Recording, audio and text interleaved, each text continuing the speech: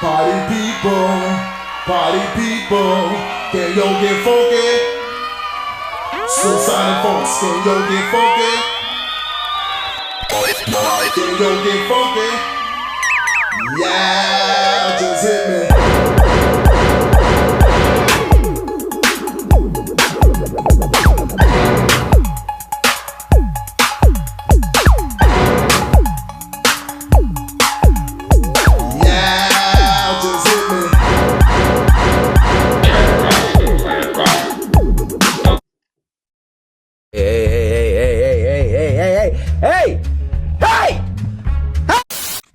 My big ass tired.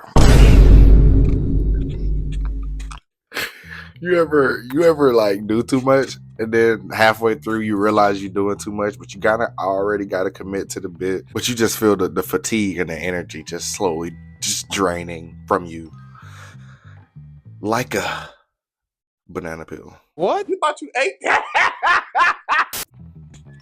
Mom, come here. Quick. Now you gotta scooch over here. Scooch. Hello. Hey, real quick intermission. Y'all say hello to my mother. What's up?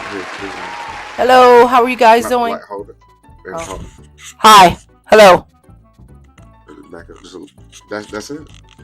What's up? I don't see nobody. Yeah, that's it. You Can they see me? Yeah, they can see you.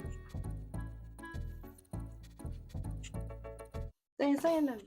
They. Bye. Oh. Talking about that. And Lord. Yo, what is up, guys? It's your boy Criminal coming at you with another video. We're watching Snook again. I miss my boy Snook. It has been a little minute. Hey, we are watching horrifying dark web websites. Honestly, you guys already know that this dude's content is gonna always be here. Am I getting Nick Crowley and Snoop mixed? I always get them mixed up. I don't know about y'all. Like when I'm watching these is like and Lazy Masquerade, like them, all of them. But he is more distinct because it's like, hello, my name is Lazy Masquerade.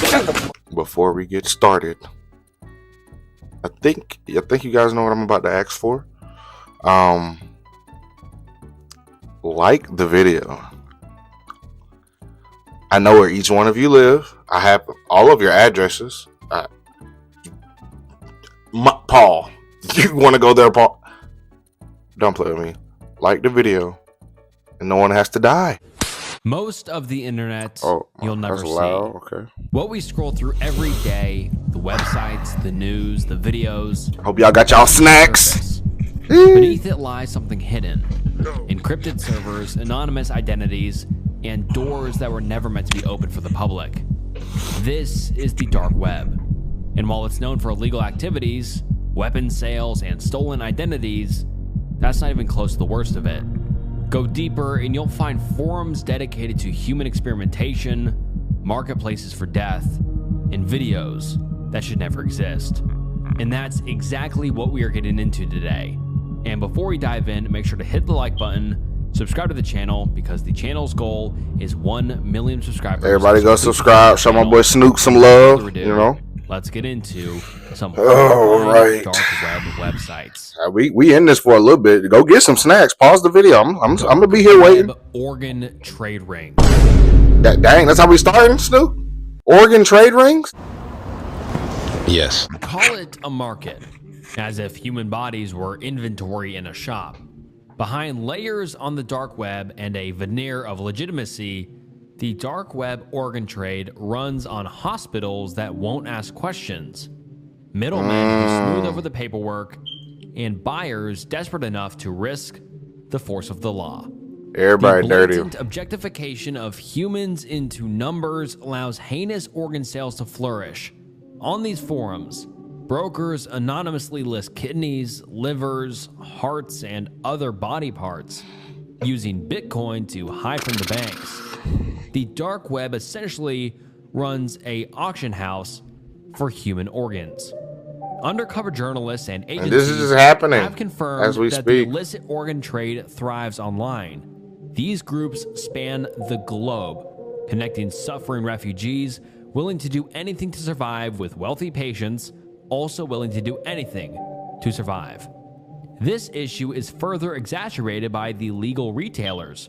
For example, one Florida clinic, Active Science Parts International, actually lists human lungs for $40,000 and hearts for $85,000, all on the clear web. What? What? That's it? You telling me something that can keep a whole person breathing and a living is only 85 bands? A car is more expensive than a heart.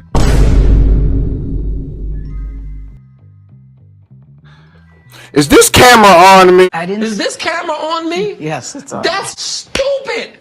Use your common sense. 40,000 for some new. I ain't gonna lie. Nah. While they pretend to operate secretly, they all contribute to the same shady underground, often linking to hidden network brokers, effectively bridging to the dark web. Most of the actual trade happens on encrypted chat apps such as Telegram. Newsweek infiltrated some of these channels. Telegram got a lot of wicked stuff going on. One called Kidney Organ for Sale USA is run by a self-proclaimed California doctor who claims to have a network of 20 surgeons worldwide. For the satisfaction of the customers, he apparently uses machines to preserve organs for shipments, and even boasted about the millions of dollars in cryptocurrency he made from these deals.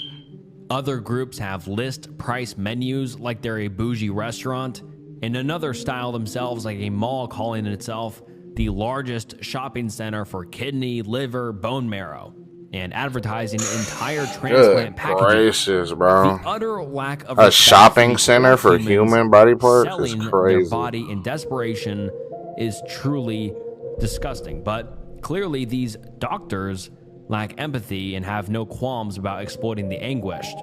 Newsweek found forum posts from sellers who lost everything. I want to sell my kidney because I need money. Explaining, see, and that's sad, bro. Due to hunger, everything is legal. That's sad, bro. One of the most chilling examples is of Fabian Hildenbrand, a German man who came so close to becoming a part of this horror.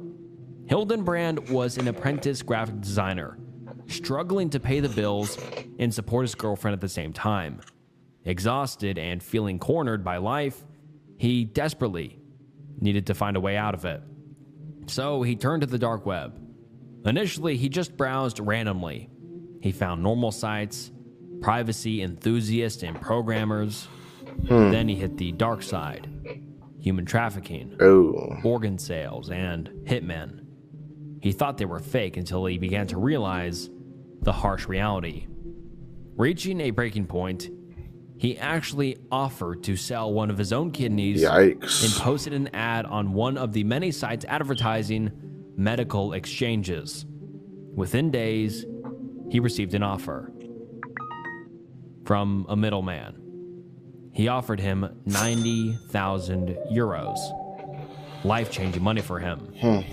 It looked like the answer to him. But the more he spoke to him, the more he grew wary.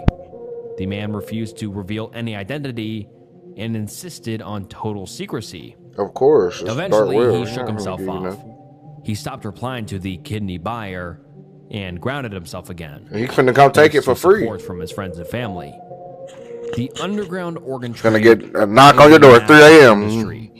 Experts estimate that over $1 billion of revenue is generated annually. Even in poorer countries, organs can fetch thousands of dollars, which is life-changing money for some. Despite the scale of the issue, catching these traders is notoriously difficult. Advertising transplants is obviously illegal, but as you should know by now, policing the entire internet is hard. Yeah, they operate bro, you can't keep up, thousands bro. of channels, and just like the Silk Road and all the other drug markets on the dark web, when police take one down, another pops up in its place. Immediately, to avoid bro. detection, Yeah. traffickers on the dark web use bizarre codes. Chat groups have rules. No direct mention of transplant or organ is allowed. Instead, they use hints and symbols. For example, one group used color-coded heart emojis in place of words. Furthermore, law enforcement is overwhelmingly focused on terror and narcotics, so organ rings often slip under the radar. A number of initiatives target this underground. There's probably so much twisted, dark stuff going on, and none of us know, bro. Some tech firms are developing crawlers to comb onion sites for phrases like kidney for sale. The darknet organ rings show how technology can turn human despair into currency. The people selling their organs are rarely criminals. Usually they're victims of poverty, war, and hopelessness. Behind those words are parents trying to feed their children, refugees trying to escape, or students drowning in debt. The horror isn't only in the surgeries, it's in the quiet normalization of it. The dark web has erased the line between humanity and currency. We think of the internet as a tool for good, something for connection, learning, and fun. And it mostly is. It has helped countless people to do countless things, and without it, the world would be a very different place. But every invention casts a shadow. The dark web is that shadow. Anonymity is a right of the people, but here it is used as a sanctuary for the unspeakable. It's not the technology that's horrifying, it's the people using it. For every victim identified, there are 100 more that vanish without a trace. Dude, somewhere. Another thing, the homeless people, they will snatch homeless people off the streets. If you guys ever read The Most Dangerous Game, it's been so long since I read it. We read it in school.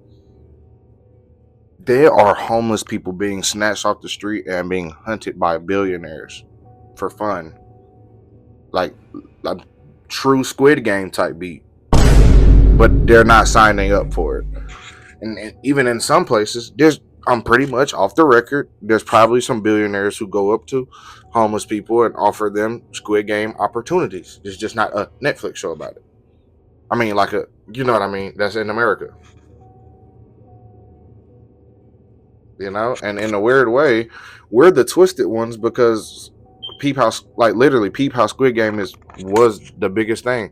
It was literally about poor people being exploited by... Nigga, we done goddamn caught you, my boy. I'm not trying to kill the vibe. I'm being not. Matter of fact, the vibe's already killed. We're watching people get. What are we talking about? What is logged on, scrolling through horrors that should not exist. And most of us will never see it, and that's for the best. Yeah, pretty because much. When you see things that the light doesn't touch, you never really come back. Ad? Are we getting an ad? What? No ad? If you remember, in one of my old videos, I covered... Oh, he must be doing the ad towards the middle. A drug-selling website and its downfall, in quite some detail. In the end, the FBI dismantled it completely, but what many don't know is that there was more to this masterfully executed trap than just a simple takedown. Just a single month prior to Alphabet's demise, Dutch investigators seized a leading Tor-based drug bazaar known as Hansa Market. Most importantly, it was done in complete silence. It came from a single tip. A security company's researchers believed that they found a Hansa server in a data center in the Netherlands. Normally, the site was protected by Tor, which is the dark web, which would make it almost impossible to trace, but this was a development server, one where they would test new updates before publishing it to the users. It was exposed to the public internet. I know a friend who used to be on tour. Onto it. Hey, bro, tried to tell me how to do it. I'm good, twin. And installed network monitoring equipment. I stay on this side of the fence. Spy on every message sent. They found that there was another server at the same location that ran the live site, and another pair in another data center. All three protected by Tor. Still, even with a copy of the entire hard drive, including reports of every transaction and message, Hansa should have been safe. All of the admins and visitors used pseudonyms, obviously, and they couldn't track IP addresses normally, as it was all routed through the Tor network. But there's a great quote from the IRA. "We have to be lucky once. You have to be lucky always." And the Dutch got lucky. After going That's through true. the contents, they found an incredible slip-up. There were IRC chat logs between the founders. IRC is an antiquated messaging protocol made in the late 80s that isn't used much anymore. More importantly, it wasn't encrypted, and they could read the conversation, which went back years. As you could guess by now, it included both of their full names and even one of their home addresses. The pair were actually already under German police's radar for a much lesser crime, however. They were being investigated for the creation of LOL, a site selling pirated ebooks and audiobooks. This provided a brilliant opportunity for the Dutch. They could use the existing investigation for cover, letting the Germans take suspects for ebook piracy and take over Hansa, all without anybody knowing. Unfortunately, somehow the admins noticed something suspicious and moved their service locations. Still, the Dutch did not give up. For months, they examined the evidence, looking for any clues. Their lucky break came. Sorry, I'm just kind of locked in. I'm not saying much. A Bitcoin payment. It's like this when I be watching these videos, bro. I be like, IRC chat logs. Using advanced blockchain analysis, they traced the recipient to another hosting company in Lithuania. Fortunately, both of them had a mutual legal assistance treaty, so it was short work for them to gain access. While all of this was happening, the FBI was also working hard, hell-bent on taking down Alphabay. When it eventually went dark, the drug traffickers panicked. This was their business, and they needed a new place to sell. If you couldn't figure it out by now, they would go to another marketplace, one which was already well established and soon to be in Dutch police control. With extremely precise timing, the German police raided the two men and took their hard drives, unencrypted. Meanwhile, the Dutch immediately began the migration of all of Hansa's data to a new set of police hardware. Now they were in complete control. The users, oblivious. They kept logging in and kept trading, all while handing over their data to Dutch authorities. Meanwhile, the Dutch rewrote the site to betray even the most careful criminals, such as changing the passwords into being stored as plain text, not encrypted hashes. Basically, they read a book on information security and did the exact opposite. All communications were logged, the encrypt button was now a placebo, even the metadata in the images, such as the hidden location tags, was also stored. In a stroke of genius, Dutch agents staged a fake glitch that supposedly deleted Hansa's image database, so that the sellers would upload new photos that pinpointed exactly where they were. Whereas before, all of the metadata was removed, so they were useless. That's lethal. In the most daring move yet, they offered sellers a file that served as a backup key to their site so they could recover their precious Bitcoin even in the case of a site shutdown. This existed even before the police takeover, but now it was replaced with a malicious Excel file. When the seller opened it, their device would connect a URL that logged their IP. 64 sellers fell for it.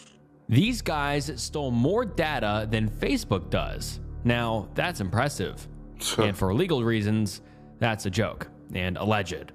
Within days of the shutdown, Hansa's user registrations went up by 8 times as suppliers and buyers tried to reach out to each other again. And all of it was recorded. Hilariously, people were very satisfied by the level of service at Hansa, which was even better at the hands of the Dutch according to them. It went on for 4 more weeks, remaining fully functional, with the exception of which the police deemed too deadly. All other illicit goods, any drug you can think of, continued to flow freely throughout the site. The police weren't very conflicted about this, saying that it would have taken place anyway, just that they wouldn't know about it. Approximately 27,000 illegal deals occurred during surveillance, all painstakingly logged. And finally, after roughly 4 weeks, the sting was reaching its end. Hansa was abruptly unplugged from the internet and replaced by a seizure banner, taunting the community. "We trace people who are active at dark markets. Are you one of them? then you have our attention. In total, authorities claimed that they had harvested data from over 420,000 transactions, including about 10,000 real postal addresses of buyers, which they later shared with Europol and US investigators. Dozens of vendors were arrested all over Europe and North America. Dang. And the Dutch seized over They got 1,200 the boys. bitcoins from Hansa's escrow by exploiting their own code. And also, 1,200 Crazy. bitcoins is worth about $132 million today. This sweep was just one piece of Operation Bayonet, Please a stop coordinated this global effort madness. designed to show the dark web drug lords that they couldn't hide. Hundreds of other sites, just like Hansa and Alpha Bay, were also hit, sending shockwaves through the drug trafficking underworld. This operation was different. Before, like a Hydra's head, one site would be taken down and another would pop up in its place. Another one. A post-operation I know it, assessment yeah. noted that criminals fleeing Hansa actually did not simply resurface on another site.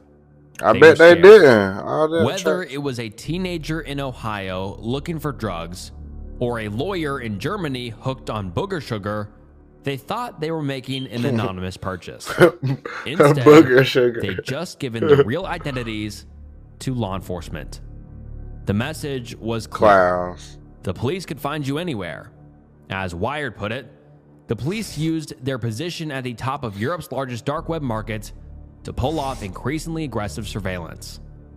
The dark web was not a safe haven anymore. Well, I'm gonna end it there, guys. That was a 20-minute video. Okay. I'm gonna go edit this, get this out to you, and I'm going to bed.